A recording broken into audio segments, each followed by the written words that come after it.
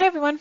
In this module I will be discussing personal protective equipment, or PPE as it's more commonly known, including what PPE is available to you for a radiological response and how to don and doff.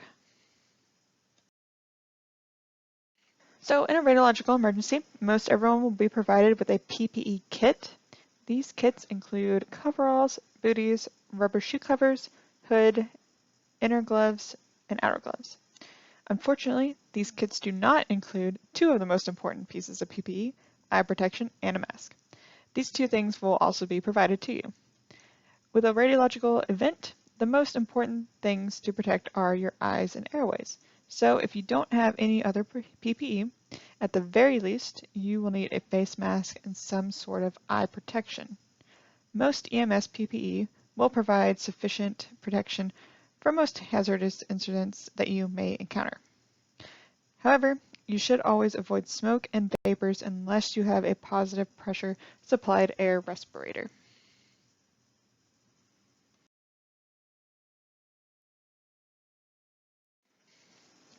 In the event of a radiological emergency, there are several things to remember. First, protective clothing does not generally protect against radiation dose, but it can help with contamination prevention. Anytime you enter a contaminated area, you must wear protective clothing and wear it correctly, which we will go over momentarily. When you go into a contaminated area, do not wear any personal items that you don't want to lose, such as jewelry and cell phones. These items may become contaminated and may not be able to be decontaminated. Also, make sure you are wearing any essential equipment over your PPE so it is easily accessible. This can include things such as radios. Lastly, if any time that your PPE becomes torn, wet, or rendered ineffective, immediately leave the contaminated area and get yourself monitored for contamination. Everything for the rest of the module we will be going over during a hands-on training at a later time. Hopefully during that time all this will make a little bit more sense. So what we're going to discuss now is how to don or put on your PPE. So in your PPE kit, you will be provided with a written step-by-step guide on how to put everything on and how to take it off to ensure that you're doing so properly. The first thing you're going to want to remember when putting on your PPE is to always try to use the buddy system. This will help ensure your PPE is put on correctly and the PPE isn't damaged in the donning process. When you're ready to put on your PPE, make sure to thoroughly inspect each piece of PPE to ensure that it has the correct size and it is undamaged. Also, you want to make sure to remove all personal items that you do not want to get contaminated.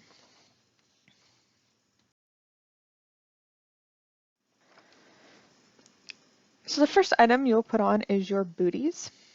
Then you're going to put on your suit and make sure that it is zipped up all the way to the top and make sure that the bottoms are over the booties. It is a good idea to tape around the legs of your suit to ensure that contamination does not go through. Also, whenever taping off any part of your PPE, always remember to leave a folded tab at the end of the tape. This will make the doffing process much easier. Once you have done so, put the yellow rubber covers on over your booties, and then go ahead and put on those cotton glove liners.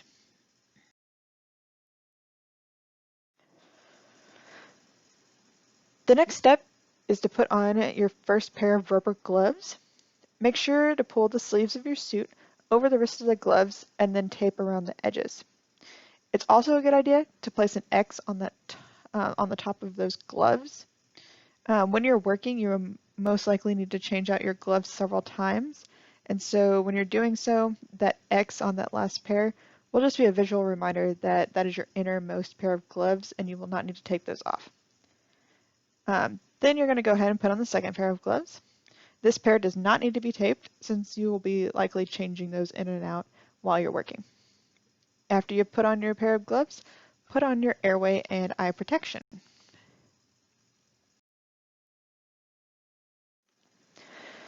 You are then going to put on your hood. It is also a good idea for anyone with long hair to pull it back so it stays inside the hood and doesn't risk getting contaminated. Next, you will put on any essential equipment, and then go ahead and do a good stretch to make sure that everything is fitting correctly and that things don't tear. Then you're going to want to write your name and position on the front and back of your suit. This is important because everyone is going to look the same when they're wearing the PPE, so by placing your name on the outside, it'll be easier for everyone to identify you. Lastly, put on your dosimeter. Remember to place them somewhere on your body between your neck and your waist. Make sure it's on the front of your body and that OSLD's TMS sticker is facing out. Once you've correctly donned your PPE, you will continue working. When you're done working, you will go through the decontamination process, which will include doffing your PPE and then be monitored to make sure you are not contaminated. Preparing your vehicle and equipment is also important to keep contamination at a minimum. Steps you can take to reduce contamination include closing and covering up any non-essential equipment and compartments, covering hand mics, covering crew seats and areas, trying not to use patient compartment ventilation. You want to work out of mobile kits if possible. Do not take any unnecessary equipment into the hot zone. And as we will discuss in the patient transport module, when having to use items such as BP cuffs or EKG leads, always place on the patient prior to cocooning them, and then making sure that you're running those leads out by the head.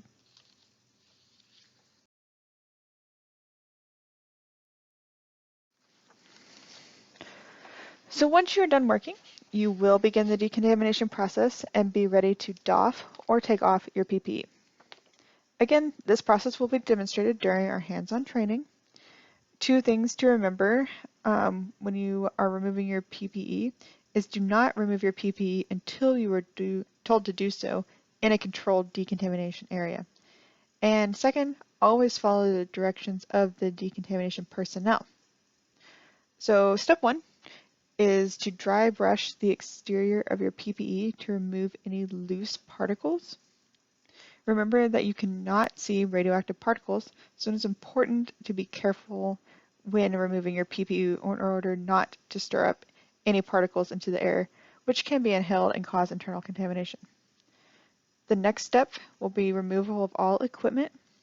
Any equipment that went into the contaminated area with you will need to be monitored and decontaminated before it can be used again.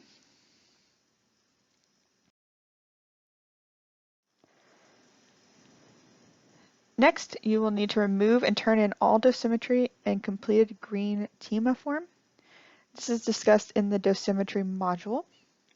Then you're going to remove the yellow shoe covers and remove tape around the legs and wrists. Next, you'll remove the outer layer of gloves and making sure that you do not touch anything that could potentially be contaminated.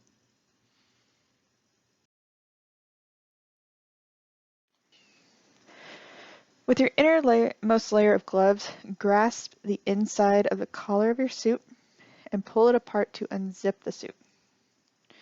You will then remove the hood by grasping the inside of the hood and rolling it inside out away from your skin and pull it away from your face. Next, you will hold the inside of the suit and pull off on your shoulders. Make sure as you're working the suit down that you're turning the suit inside out to make sure that the suit is not touching your skin or your clothing underneath to potentially contaminate them.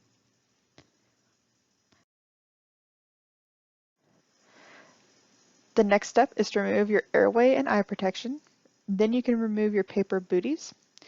As you do so, you will be directed to stand at the line between that contaminated and clean area, and then asked to step back into the clean area as you take off each of the booties. This will help ensure your feet do not become contaminated. The last thing you will take off is your inner layer of gloves and glove liners. Once all your PPE is removed, you will be asked to take a shower. Make sure you are cleaning under your fingernails and are clearing your airways by blowing your nose and clearing your throat. So I'm sure the donning and doffing process will make a lot more sense once we can do all of this in a hands-on training. But if you do have any questions about this module, please feel free to contact me at the number on the screen. Thank you all.